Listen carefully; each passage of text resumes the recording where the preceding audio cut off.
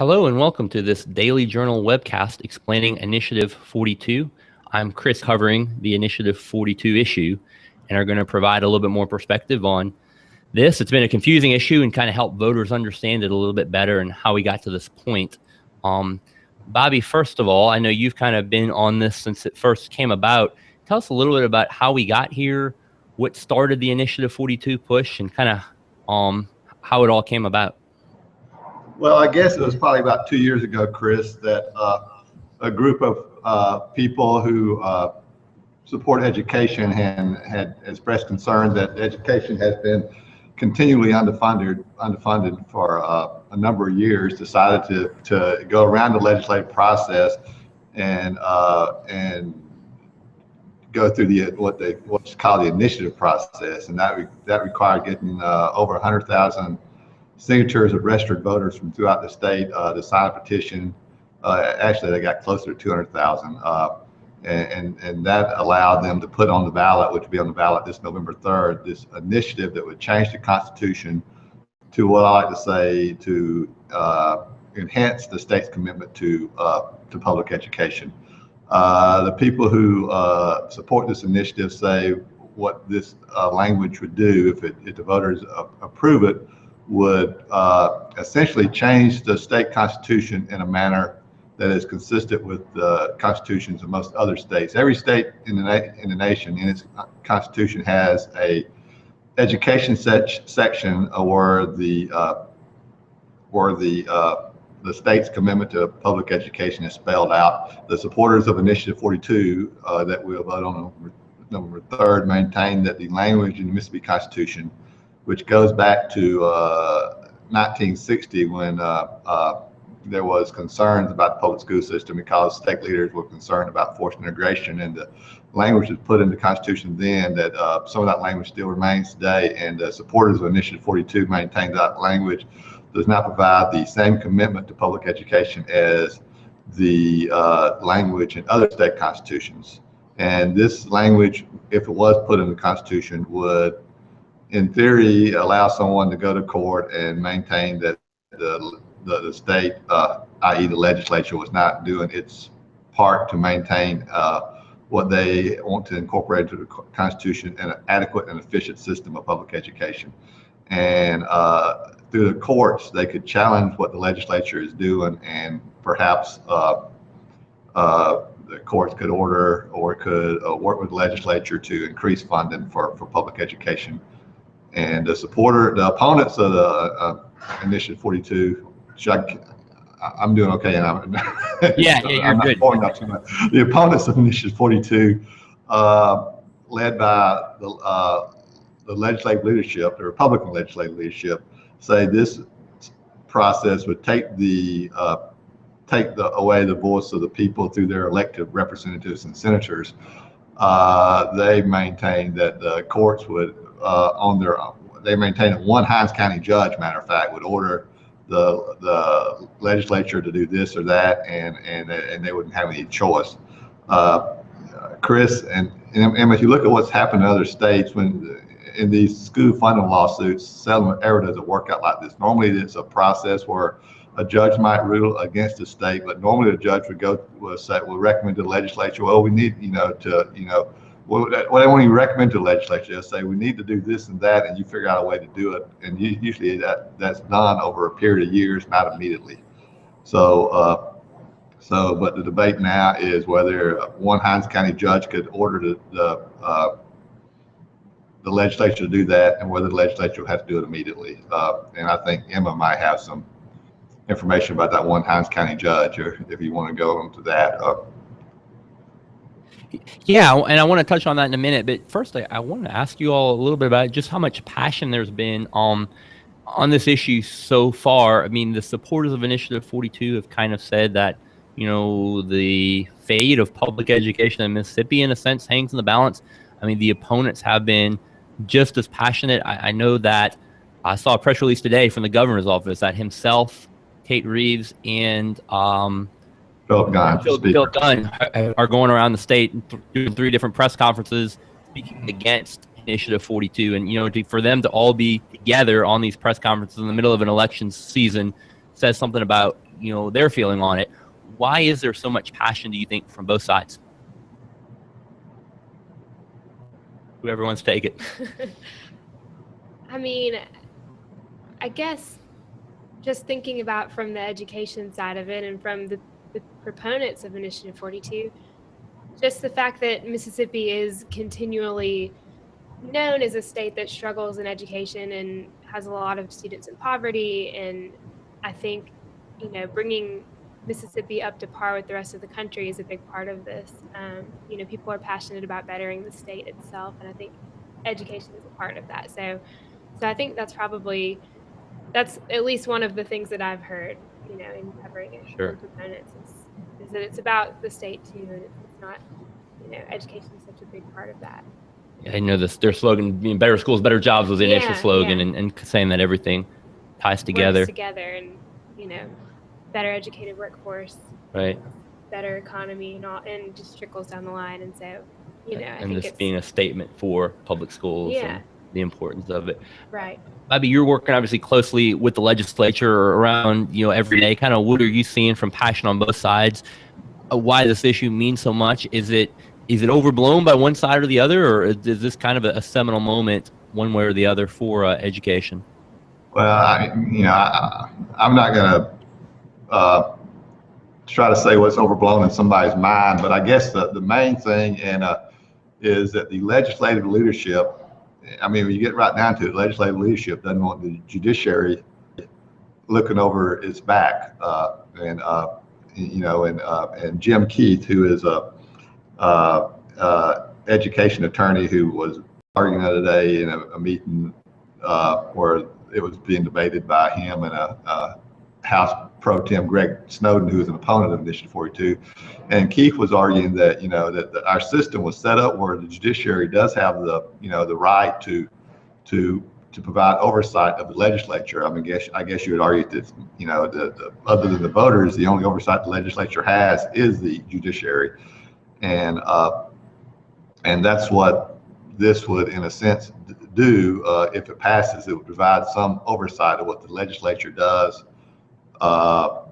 as far as education. Now, let me, and I don't think I'm taking sides to say, let me stress at the end that if you look at what has happened to other states, this oversight is not just carte blanche. If it's not going to just be an instance where a judge says, do this, and that's the end of the debate. These things normally go on for, and to repeat myself, go on for years, and there's a give and take between the legislature and the judiciary before they get to the point where all the sides are at least somewhat pleased with the outcome. So I think it is being overblown, maybe by both sides to a certain extent, to say if this passes, that there's going to be a magic wand waved and education is going to be immediately full funded. And Chris,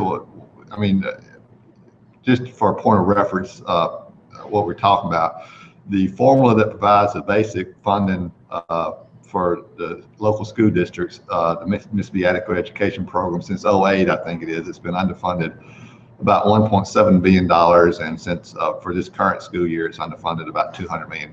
So that's the numbers we're talking about, and the language, not on the ballot itself, but the language in the petition that was where the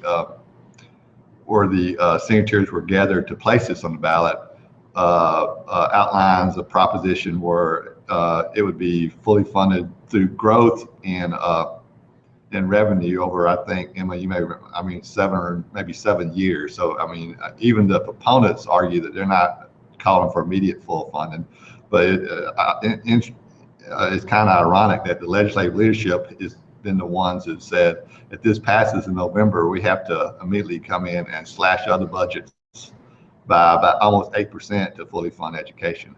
So that's kind of where it is before we vote on November 3rd.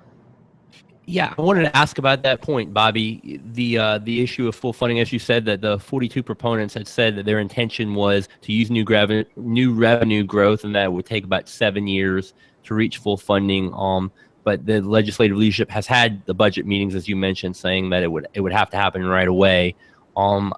how do you all interpret that? Would it have to happen right away? Could it be phased in, even though it doesn't say it explicitly one way or the other in the actual wording on the Constitution? Well, Jim Keefe made the point. A constitution is different than a law, and it's a statement of goals and intent of the state or the country.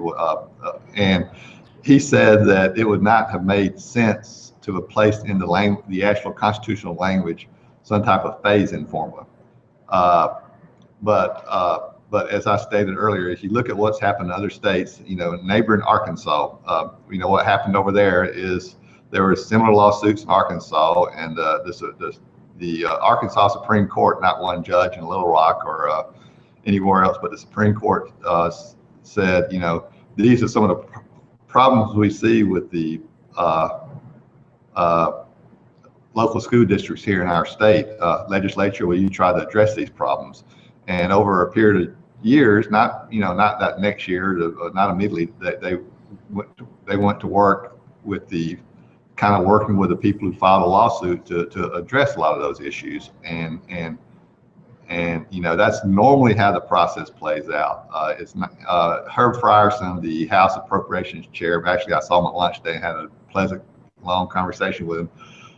He's the one that first brought up the fact that the issue of, if this passes, we need to fully fund it right now. He says that the reason he says that needs to be done is twofold. First, he says the people would have spoken by passing the initiative, and the people, he contends, expects full funding immediately if they approve it. And the second is that it would be a full funding would head off any potential lawsuits, and that's his argument. A lot of people disagree with that argument, but that's his argument, and that's pretty much the argument of the legislative leadership at this point in time. Emma, did you have anything else on? Yeah, and just kind of another note on the immediate full funding thing. I've been interviewing Matthew Steffi, who's a constitutional law professor at Mississippi College, and I asked him, does the language itself in Initiative 42 require the legislature to fully fund it immediately? And because that's what they've been saying, and he said no, it doesn't. And in most cases, and he said particularly with the Mississippi Supreme Court, he thinks that if it passes, they will give the legislature time to work out a plan and kind of defer to them to come up with a plan to get to that goal of full funding. And so he said that's generally the way that the court and the legislature works together on those types of things. So doesn't move quick. Court never moves quick. Right. Sure. So it very well could be 7 years until it's fully funded. So that's just an interesting point. Another issue, while you talk, Emma, about the judiciary, I know a big issue in this campaign has been the issue of one judge in Hinds County making an impact. And I guess this is kind of a good point to make a segue that each of you have stories that you're working on in Sunday's paper, and by the time you see this video may or may not have appeared at this point. And if it's prior to Sunday, look for them in Sunday's Daily Journal. If it's afterward, look for them on djournal.com or in your paper. Bobby's working on a story that's just an overview of the issue itself, and Emma's working on one specifically about this whole question of the one judge in Hinds County and what exactly does it mean. What have you learned from your reporting? What can you tell us on that issue? Well, what I've learned, and talking to the same professor from Mississippi College, we had a long conversation about it. And he said, I don't think that this is something that would stay in Chancery Court. I think, people would most likely appeal their cases to the Supreme Court, and they would have the final say.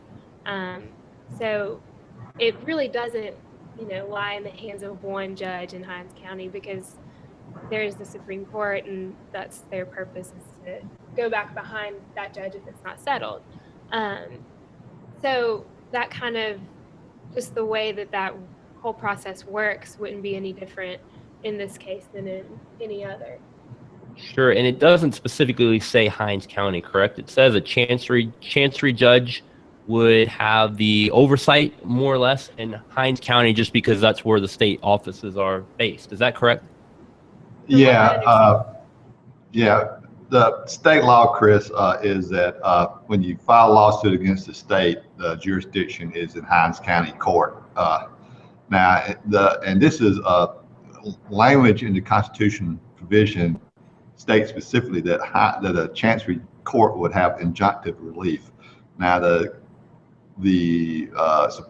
people who developed Initiative 42 says that language is put in there. The Hinds County, the chancery judge language was put in there to ensure it went to chancery court and not circuit court. Now, I'm no attorney, but as I understand, when you go to chancery court, there is less of an opportunity for a plaintiff, someone who's filing suit against the states, to get what they call damages, damage.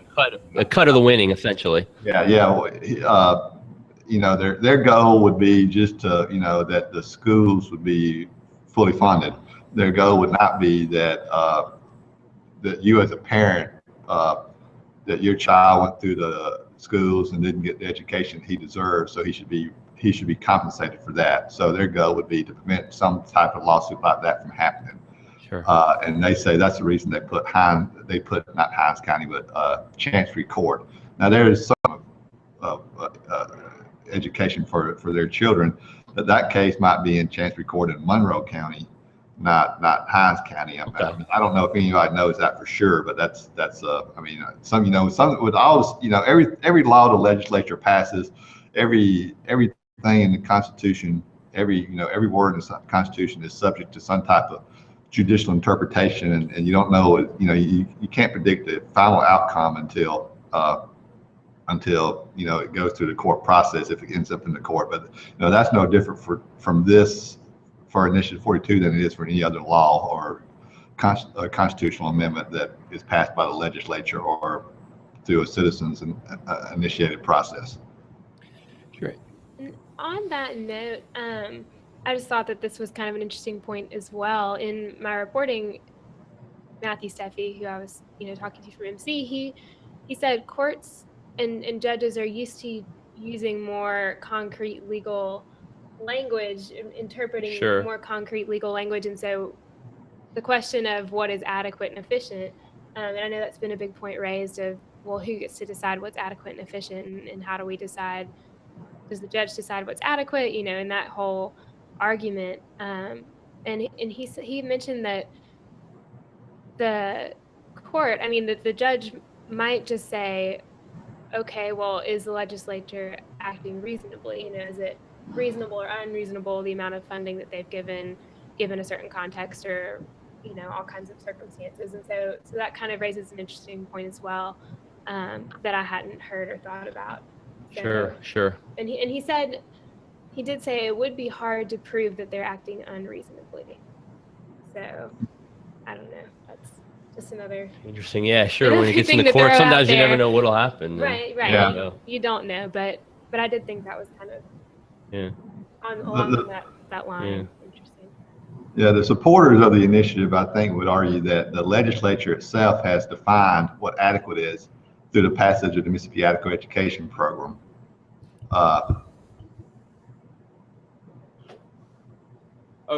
You're fine, Bobby. And